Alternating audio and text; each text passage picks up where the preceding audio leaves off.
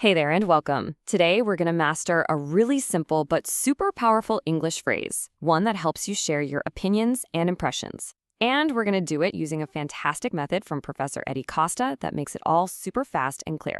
All right, let's jump right in. Okay, so let me ask you something right off the bat. When you see something happening, you get a vibe or a feeling about a situation, how do you actually put that into words in English? How do you share that impression? Well, that's exactly what we're going to solve today. And guess what? The perfect tool for this is a little phrase, seem like. Seriously, this is your key to sounding way more natural when you're just sharing what you think or feel based on what you see. So what exactly does seem like mean? Well, it's pretty simple. You use it whenever you want to introduce an opinion or an impression. Think of it as your go-to phrase for saying something like, it looks like, or it gives me the impression that. It's all about how things appear to you. Okay, pay close attention here because this next part is probably the most important thing we'll cover. There is one simple rule that makes all the difference between using seem all by itself and using seem like. And here's the secret. It's all about what word comes right after. It's that simple. You use seem on its own when you're following it with an adjective, like, she seems happy. See, happy is an adjective. But you use seem like when it's followed by a noun. It seems like a good idea, or even a whole sentence, like, it seems like they're leaving. This right here is the big aha moment. Once you get this, you've totally got it. And what's so cool is how flexible this little phrase is. I mean, you can use it in so many ways. We can actually break it down to make positive statements, negative ones, ask questions, you name it. Let's take a look at how that works. All right, let's just focus on the three big ones you'll use all the time. To say something positive, you'd say, it seems like a big problem. Easy enough, right? Now, to make that negative, you just bring in a helper verb, it doesn't seem like he cares. And to turn it into a question, you just pop that helper verb right at the beginning. Does it seem like the best option? You see that pattern? It's a really simple but incredibly powerful structure.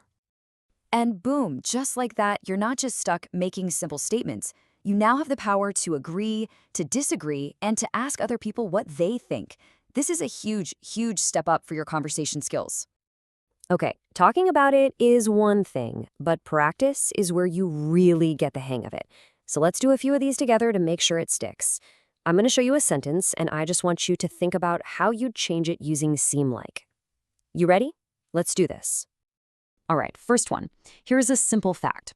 The meeting is going to be long. Now, how would you say that as your own personal impression? I'll give you a second to think. Okay, got it? The answer is, it seems like the meeting is going to be long. See, you just pop it seems like right on the front, and you've turned a plain fact into your observation. Perfect.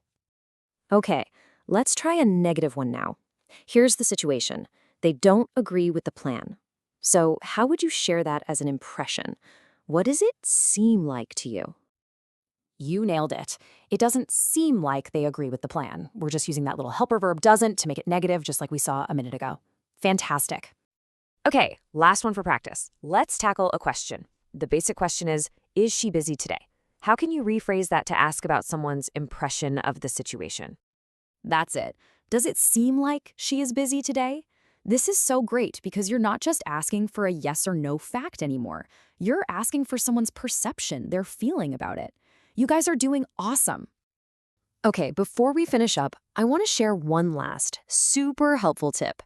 This one comes straight from Professor Eddie Costa, and it's designed to help you build these sentences with confidence every single time. So, the professor breaks it down like this. Think of your sentence in three simple parts. You've got the beginning, which is just it, then the middle, which is our phrase seems like, and finally the end, which is whatever impression you're sharing. He also says a great way to practice is to stick to the simple present tense, because honestly, that's when we share our opinions most of the time anyway. And I want to leave you with this really powerful idea from the professor himself. Learning English is not a gift, it's a science. Follow the method and win. And that's so true. When you break it down into a clear system, you give yourself the tools you need to win. So my question to you is, what's the first impression you're going to share?